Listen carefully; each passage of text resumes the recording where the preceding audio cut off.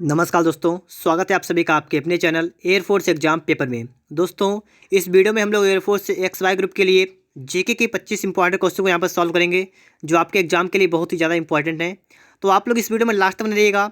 और दोस्तों, अगर आपने अभी तक चैनल को सब्सक्राइब नहीं किया है तो चैनल को सब्सक्राइब भी करिएगा और बेल आइकन को भी प्रेस कर लीजिएगा।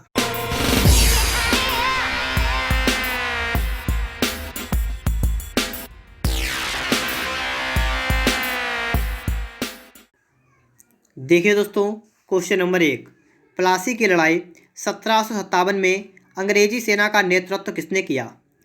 तो दोस्तों, सबसे पहले आप लोग याद करिएगा कि प्लासी की लड़ाई कब हुई थी। 1757 में हुई थी, ठीक है। और आपसे पूछा गया है कि अंग्रेजी सेना का नेतृत्व किसने किया था। तो इस लड़ाई में अंग्रेजी सेना का नेतृत्व किसने किया था? रॉबर्ट क्लाइव ने किया, ठीक है। तो यहाँ पर आपका ऑप्शन नंबर ए वाला करेक्ट आंसर होगा दोस्तों, रॉबर्ट क्लाइव, ठीक है। इसके बाद दोस्तों आपके लिए नेक्स्ट क्वेश्चन नंबर दूसरा यहाँ पर आ चुका है। बक्सर का युद्ध किस वर्ष में हुआ था, ठीक है। बक्सर का युद्ध कब हुआ था दोस्तों? तो ये हुआ था 1764 में। ऑप्शन नंबर यहाँ पर सी वाला करेक्ट आंसर होगा, ठीक है। 1764 में हुआ था बक्सर का युद्ध। देखिए दोस्तों, इसके बाद क्वेश्चन नंबर 3, यहाँ पर दोस्तों आपसे कहा गया है कि बक्सर के युद्ध 1764 में अंग्रेजी सेना का नेतृत्व किसने किया था। बक्सर के युद्ध में अंग्रेजी सेना का नेतृत्व किसने किया था? तो क्या था? हेक्टर मुनरो ने, ठीक है। ऑप्शन नंबर सी वाला यहाँ पर राइट आंसर होगा, हेक्टर मुनरो, ठीक है। याद करिएगा आप लोग। और आगे देखिए दोस्तों, क्वेश्चन नंबर है आपके लिए 4 नंबर। भारत में सहायक संधि की पद्धति किसने शुरू की? क्या पूछा गया है? सहायक संधि की पद्धति किसने शुरू की? तो किसने शुरू की थी? लॉर्ड वेलेजली ने, ठीक है। लॉर्ड वेलेजली ने भारत में सहायक संधि की पद्धति शुरू की। तो ऑप्शन नंबर ए वाला यहाँ पर राइट आंसर होगा दोस्तों, लॉर्ड वेलेजली ने, ठीक है। नेक्स्ट क्वेश्चन दोस्तों यहाँ पर आप देखेंगे क्वेश्चन नंबर 5। यहाँ पर दोस्तों है वर्ष 1798 ईस्वी में लॉर्ड वेलेजली द्वारा प्रस्तावित सहायक संधि को स्वीकार करने वाला सबसे पहला शासक कौन था जिसने सहायक संधि को स्वीकार कर लिया, ठीक है। तो कौन था दोस्तों, आपको यहाँ बताना है। तो इसका करेक्ट आंसर होगा ऑप्शन नंबर डी, हैदराबाद का निजाम, ठीक है। हैदराबाद के निजाम ने सहायक संधि को सबसे पहले स्वीकार किया था। और सहायक संधि को किसने प्रस्तावित किया था? लॉर्ड वेलेजली, ठीक है। कब? 1798 में स्वीकारा था। किसने? हैदराबाद के निजाम ने, ठीक है। आगे देखिए दोस्तों, यहाँ पर क्वेश्चन नंबर आपके लिए 6 नंबर। अब दोस्तों यहाँ पर ये प्रश्न आपके लिए इंपॉर्टेंट है, ठीक है। यहाँ पर दोस्तों वेरी वेरी इंपॉर्टेंट लिख लेंगे हम लोग, क्योंकि दोस्तों ये बहुत ज़्यादा आपके लिए इंपॉर्टेंट है। भारत का प्रथम वायसराय, ऐसे प्रश्न तो आपके लिए अक्सर पूछे जाते हैं कभी कभी, ठीक है। तो भारत का प्रथम वायसराय कौन था?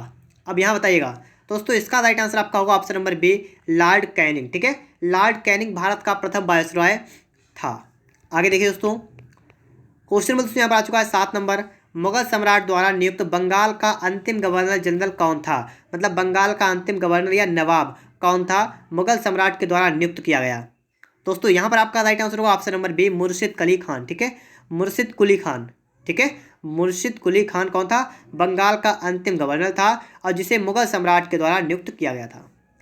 आगे दोस्तों आपके लिए क्वेश्चन नंबर 8।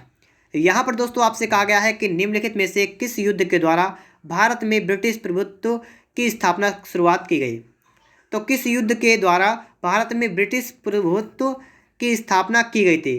तो कब की गई दोस्तों? तो यहाँ पर आपका राइट आंसर होगा ऑप्शन नंबर बी, प्लासी के युद्ध के बाद, ठीक है।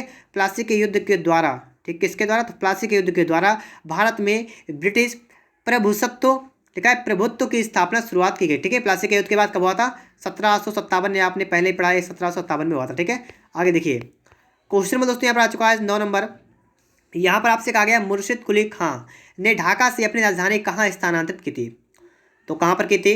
मुर्शिदाबाद, ठीक है। ढाका से हटाकर क्या कर दी थी? मुर्शिदाबाद, ठीक है। अगले क्वेश्चन पर देखिएगा दोस्तों, यहाँ पर क्वेश्चन नंबर है यहाँ पर 10 नंबर।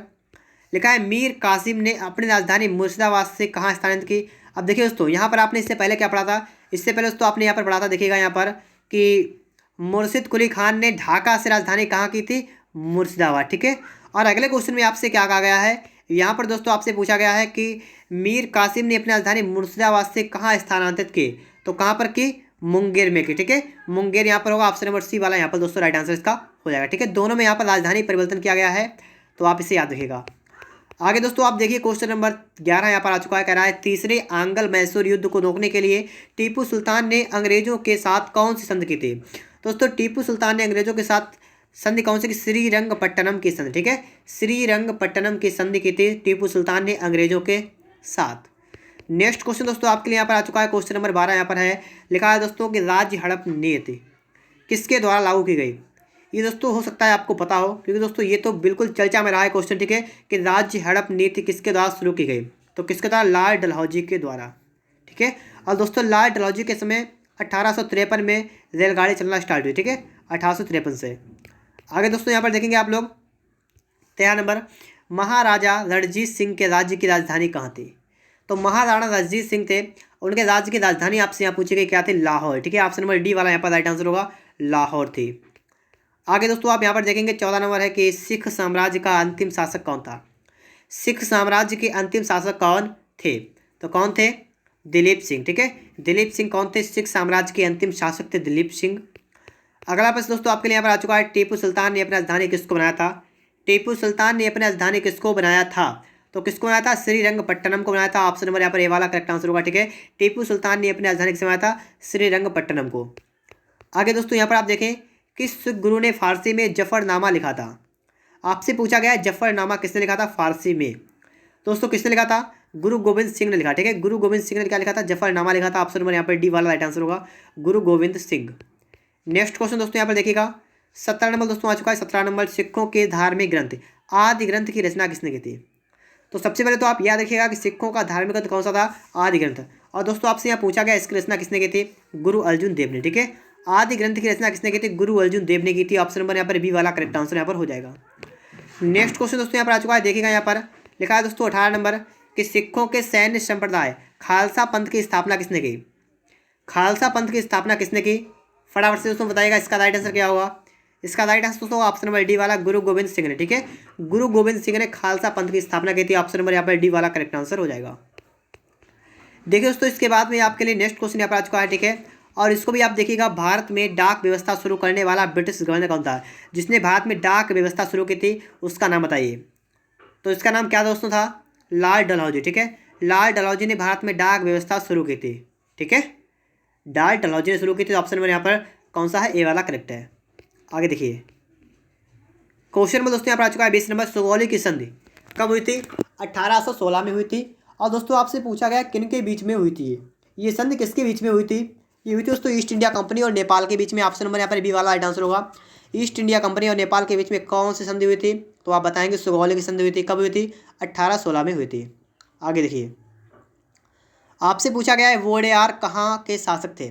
वोडेयार कहाँ के शासक थे? कहाँ के थे? मैसूर रियासत के, ठीक है। मैसूर रियासत के शासक कौन थे? वोडेयार, ठीक है। आगे देखिए क्वेश्चन में दोस्तों यहाँ पर आगे आ चुका है कि लॉर्ड कॉर्नवालिस की कब्र कहाँ पर स्थित है।